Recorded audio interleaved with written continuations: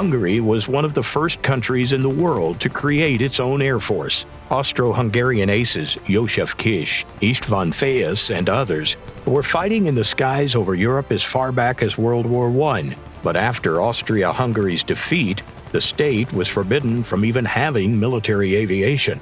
Despite this, Hungary began secretly rebuilding its air force under the cover of organizing aviation clubs. By 1938, when the ban was lifted, the forces had long since been formed and consisted of around 70 Italian CR-32 biplane fighters, plus a few German Junkers Ju-86 bombers. Officially, the Hungarian Air Force saw its baptism of fire in 1939, during a conflict with the newly formed state of Slovakia. The clash ended in a swift defeat for the Slovak pilots. The Hungarians easily gained air superiority in a battle of biplanes. That same year, the country strengthened its roster with the Italian CR-42 fighters. Domestic production was also growing. The WM-21 reconnaissance bomber from Vice Manfred entered service.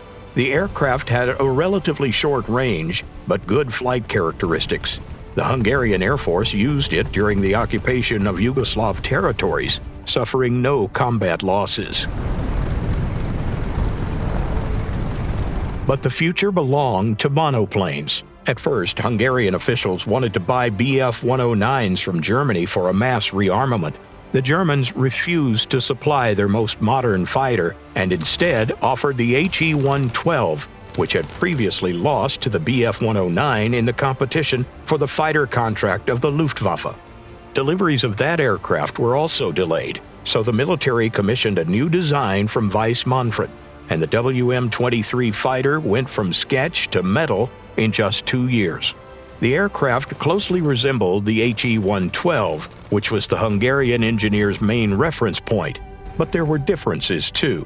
A different engine, locally developed armament, as well as some unorthodox design choices. The aircraft's trials ended inconclusively. Its flight performance was excellent, but there were vibrations during flight, causing a host of problems. In 1942, the sole prototype crashed, and Hungary abandoned the project in favor of the Italian RE-2000 fighter, which received the local name Heja. Deliveries of this fighter from Italy also faced major delays, and Hungary set up production of the aircraft at local Mavag factories. During the war, the Heja performed reasonably well in battles against Soviet I-16 and Lag-3 fighters. However, the aircraft suffered from technical flaws and had a tendency to spin. In 1942, István Horthy, the son and heir of Hungarian regent Miklós Horthy, crashed in a Heja and died. Sometime later, Mavag completed work on the Heja-2. The engineers gave it a more powerful engine, faster-firing machine guns, slightly improved fuel tank protection, and largely resolved the issues with the fuel system. And while the aircraft didn't set any records, it filled the need for more fighters and successfully defended Hungarian airspace from Allied bombers.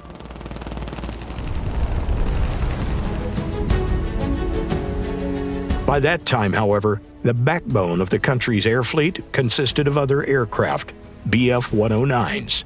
In the middle of the war, Germany delivered several hundred fighters of various modifications to the kingdom, F-4s, G-2s, G-4s, as well as FW-190s. It was the German, not Italian aircraft that became the mainstay of the Hungarian Air Force. Then there was the curious case of the Me-210. The Luftwaffe barely used it, but in the Hungarian Air Force, it somehow had a real combat career. Local engineers refined the aircraft, improved its aerodynamics, and solved some of its technical problems. The Me-210 served the Royal Hungarian Air Force well in defending the skies against the U.S. bombing raids. Several aircraft were even fitted with 40mm Bofors guns, specifically for hunting bombers.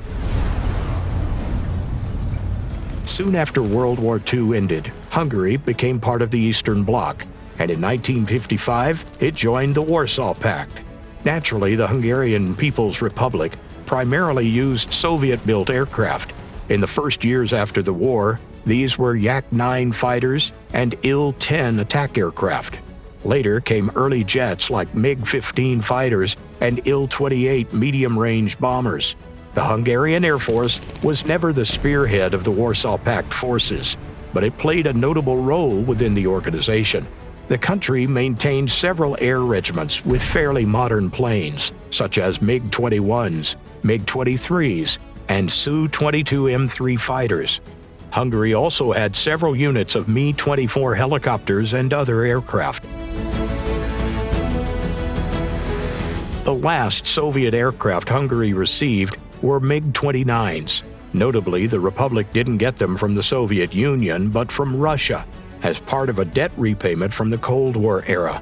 Western countries were in no hurry to supply modern aircraft to a former socialist state. For a time, the MiG-29 proved an excellent solution.